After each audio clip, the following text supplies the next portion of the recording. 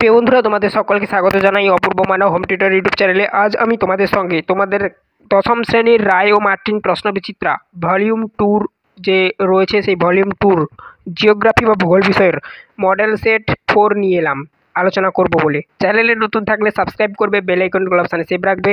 বলতে পারো এটা একটা অ্যান্সার কি বা উত্তরপত্র, সহজভাবে বলতে গেলে। পুরোটাই হাতে লেখা, দেখতেই পাচ্ছ তোমাদের সামনে তুলে ধরা হয়েছে তোমাদের বইতে যা যা লেখা রয়েছে। Class 10 Ray Martin question bank 2026 volume 2 subject geography model question paper 4 আজকে আমরা আলোচনা করব। পেজ নাম্বার তোমাদের দেওয়া রয়েছে, দেখতেই পাচ্ছ 1177 নম্বর পেজটি খুলে তোমরা উত্তরগুলো দাগিয়ে নাও। ফুল মার্কস 90, টাইম রয়েছে তোমাদের 3 ঘন্টা 15 মিনিট। ঠিক আছে, আজ আমরা বিভাগ ক, খ এবং যা রয়েছে আলোচনা করছি। ঠিক আছে, তো দেখো এখানে বিভাগ কতে তোমাদের দেওয়া রয়েছে একে বিকল্পগুলির থেকে সঠিক উত্তরটি নির্বাচন করে লেখো।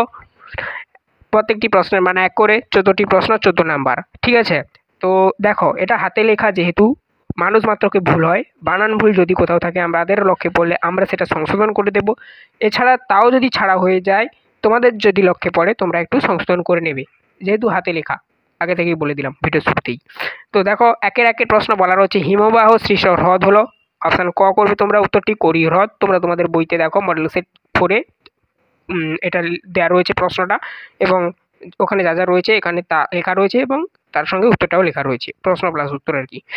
তারপর দেখো 1-2 প্রশ্ন, সাহারায় দুটি অনুদৈর্ঘ্য বালিয়াড়ির মাঝের করিডোরকে বলে। অপশান ক করবে গাসি। তারপর দেখো 1-3 প্রশ্ন, শিশিরাঙ্কের আপেক্ষিক আর্দ্রতা, এখানে দেখো রেপটা দিয়ে দিবে আর্দ্রতা। ঠিক আছে, হয় 100% বা 100%। 1-4 প্রশ্ন দেখো, তো সেদিক দিয়ে কিন্তু 1-3 প্রশ্ন উত্তরটা অপশান গ করবে। 1-4 প্রশ্ন দেখো, যে বায়ুকে তুষার ভক্ষক বলা হয় তা হলো। অপশান গ করবে চিনকু। 1-5 প্রশ্ন, যে শীতল স্রোত, এখানে স্রোতস্ত্রী হয়ে গেছে, দীর্ঘইকার দেওয়া হয়ে গেছে, এটা শুধু স্রোত হবে।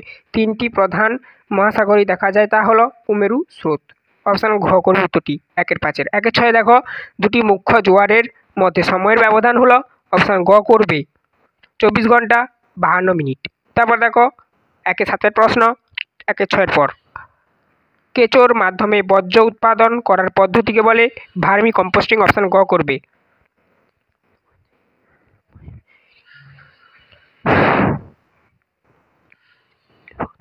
1-8 প্রশ্ন, দক্ষিণ ভারতের একটি বৃষ্টিচ্ছায় অঞ্চল হলো মালনদ।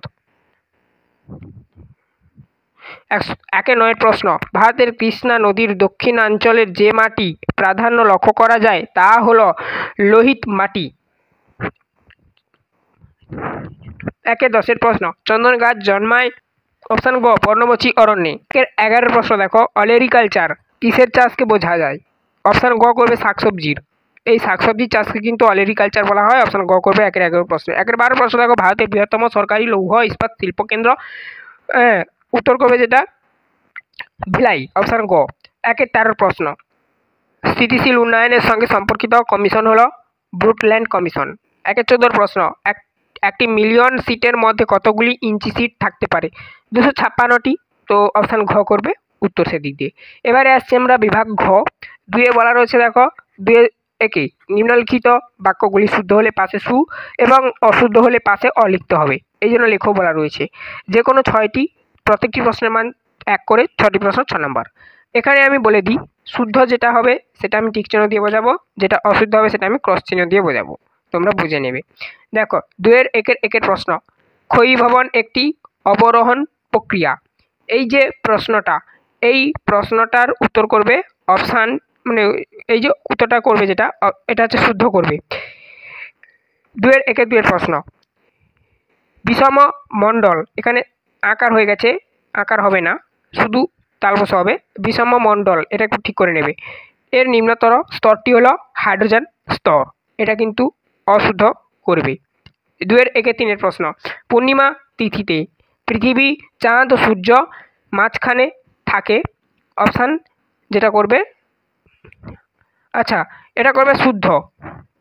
তারপর দেখো 2-4 প্রশ্ন, ভরাকরণ প্রক্রিয়ায় আবর্জনার পচনে হিউমাস তৈরি হয়, এটা কিন্তু অশুদ্ধ, হয় না। 2-5 প্রশ্ন, সার্ক সদর দপ্তর নেপালের কাঠমান্ডু শহরে অবস্থিত, অবশ্যই অবস্থিত, সেদিক দিয়ে শুদ্ধ করবে। 2-1-6 প্রশ্ন, ভারতের সর্বোচ্চ মালভূমি হলো ডেকান ট্রাপ, এটা কিন্তু করবে যেটা অশুদ্ধ। 2-1-7 এখানে দেখো একটা জিনিস লেখা রয়েছে, এটা কিন্তু 73A/1 এভাবে লেখা হয়েছে টাইপ করার জন্য, এরকম লাগছে দেখতে, কিন্তু এভাবে অ্যাকচুয়ালি লেখা হবে। আমি হাতে লিখে দেখিয়ে দিলাম। 73 A/1 আর কি হলো একটি ইঞ্চি সিট এর উদাহরণ। এটা কিন্তু আচ্ছা, এটা কিন্তু শুদ্ধ করবে, শুদ্ধ। তারপরে দেখো নেক্সট,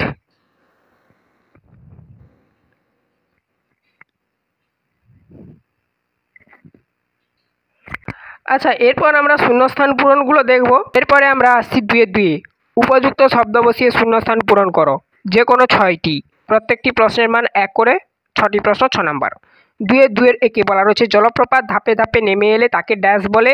তো এখানে এই প্রশ্নের উত্তরটা তোমরা যেটা করবে, দেখো স্ক্রিনে উঠছে এই প্রশ্নের উত্তরগুলো, শূন্যস্থানে যেগুলো বসবে আর কি স্ক্রিনে উঠবে, এটাকে বলা হয় কাস্কেট। কাস্কেট বলবে, এই শূন্যস্থানে কাস্কেট বসাবে, স্ক্রিনে উঠেছে দেখেছো। 2-2 যাচ্ছি, জলে বাষ্প ঘুলে ভবনের সময় ড্যাশ তাপ পরিত্যাগ করে, এটা করবে নীল তাপ, শূন্যস্থানে নীল লিখবে, স্ক্রিনে দেখো উঠেছে। 2-3 ড্যাশ সমুদ্র স্রোত সাময়িক বায়ু দ্বারা প্রবাহিত হয়, মৌসুমি। মৌসুমি সমুদ্র স্রোত, দেখো স্ক্রিনে উঠেছে। 2-4 পশ্চিমঘাট পর্বতের পশ্চিম অঞ্চলে ড্যাশ অরণ্য দেখা যায়, মানে পশ্চিমাঞ্চলে আর কি, পশ্চিম দিকে আর কি অরণ্য দেখা যায়, চিরহরিত অরণ্য। চিরহরিত শূন্যস্থানে দেখো চিরহরিত লিখবে, সেটা স্ক্রিনে উঠেছে চিরহরিতরা, এটা বসবে শূন্যস্থানে এখানে। আর অরণ্য তো এমনিতেই দেওয়া রয়েছে। 2-5 ধান উৎপাদনে ভারতের ড্যাশ রাজ্য প্রথম স্থান অধিকার করেছে, এটা করবে পশ্চিমবঙ্গ অবভিয়াসলি, কেননা যেহেতু ভারত বলে উল্লেখ করেছে তো সেদিক দিয়ে পশ্চিমবঙ্গ করবে। 2-6 দেখো ভারতের ড্যাশ শিল্পকে শিল্পের শিল্প বলা হয়, এটা করবে যেটা লৌহ ইস্পাত শিল্পকে। তারপরে দেখো 2-7 মোট জনসংখ্যা এবং মোট ভূমির আয়তনের অনুপাতকে ড্যাশ বলে, জনসংখ্যার ঘনত্ব বলা হয়। তো জনসংখ্যার ঘনত্ব বলবে, দেখো এটা স্ক্রিনে উঠেছে, আর শূন্যস্থানে এটাই বলবে জনসংখ্যার ঘনত্ব। 2-3 বলা হচ্ছে একটি বা দুটি শব্দে উত্তর দাও, যে কোনো 6টি, প্রত্যেকটি প্রশ্নের মান 1 করে, 6টি প্রশ্ন 6 নাম্বার। 2-3 বলা রয়েছে, দেখো 2-3 এটা নির্দেশ দেওয়া রয়েছে। 2-3 বলা রয়েছে হিমবাহের উৎপাটন প্রক্রিয়ায় সৃষ্ট একটি ভূমিরূপের নাম লেখো, দেখো নিচের লেখা রয়েছে, এটা হবে কি সার্ক, এই ভূমিরূপটা উৎপন্ন হয়। তলায় দেখো উত্তরগুলো লেখা রয়েছে প্রশ্নের তলায় বা প্রশ্নের নিচে। 2-3 এটা বলা রয়েছে বায়ুমণ্ডলে CO2 গ্যাসের পরিমাণ শতকরা কত, 0.033%, তো এটাই করবে। তারপর দেখো নেক্সট 2-3 বলা রয়েছে, দেখো এখানে একটু স্পেলিংটা ভুল রয়েছে, এটা হচ্ছে সাড়াসাড়ি হবে, সাড়াসাড়ি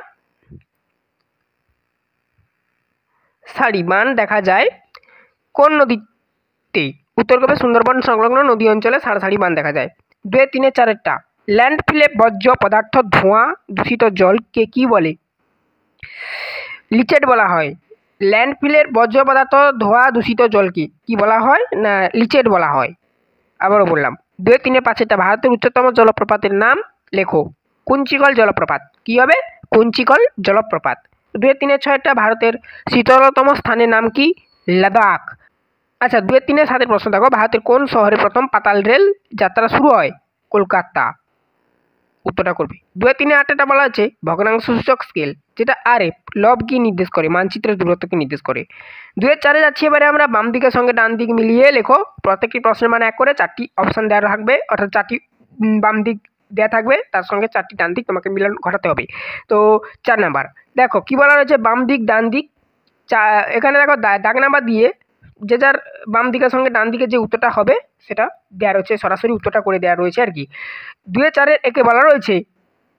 বলা রয়েছে দেখো গ্রেট গ্রিন ওয়াল, এটা হচ্ছে আফ্রিকায় অবস্থিত। তোমাদের বইতে দেখো রায়মার্টিন প্রশ্নবিচিত্রাতে 3 নম্বরে এটা রয়েছে ডান দিকের ঘরে, তো 3 নাম্বার যেটা রয়েছে সেটাই করবে। এখানে সোজা করে আমি লিখে দিচ্ছি যে যা সোজা সেজার উত্তরটা। 2-4 বলা রয়েছে ক্রান্তীয় ঘূর্ণবাদ, এটা করবে টর্নেডো। হ্যাঁ, এটা 4 নাম্বারে ছিল, তো সেটা হবে টর্নেডো হবে। 2-4 বলা হচ্ছে খাদার, এটা আছে কি না নবীন পলিগঠিত মানে পলিমাটি অঞ্চলে দেখা যায় বা পলিগঠিত সমভূমি অঞ্চল নিয়ে গঠিত হয়। তো সেদিক দিয়ে 1 নাম্বারে ছিল, এটা 1 নাম্বার হবে। তারপরে দেখো 2-4-4 বলা রয়েছে যেটা যোগ জলপ্রপাত শরাবতী নদীতে দেখা যায়, 2 নাম্বার অপশানে ছিল এটা, ডান দিকের ঘরে।